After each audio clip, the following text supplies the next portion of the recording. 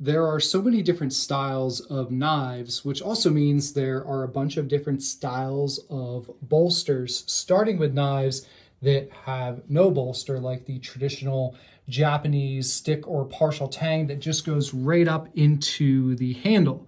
Then we have something that seems very similar, but this is a full tang town cutler Baja Nikiri, where the tang thins out and then is essentially sandwiched between the pieces of the handle.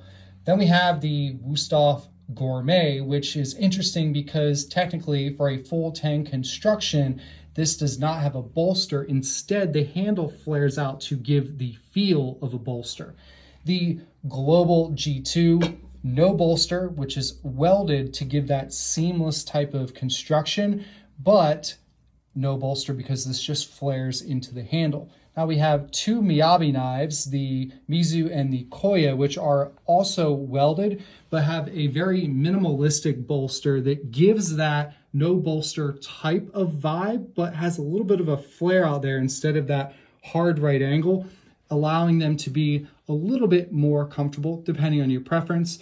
The Shun Shiranami with this really nice flare out, which is very similar to the Zwilling Pro, where it's elongated at the spine, which then contours perfectly for the pinch grip. And then we have the fully forged knives, where it's one single piece of steel going all the way up, including the bolster, which is not welded. This is the Wusthof Classic Demi Bolster, which is very similar to the other Japanese Miyabis that I showed.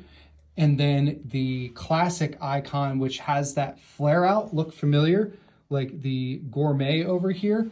This is, again, a demi bolster because it is not going all the way to the edge. And then we've got the fully forged, full bolster, German and French style. So you can see the Wusthof Classic has a much more robust, wider choil and a thicker bolster as a whole compared to the K Sabatier, which also has a very different knife shape, leaning more Japanese blade shape compared to the Wusthof. So there you have it, a bunch of different types of bolsters. Let us know in the comments which one you prefer.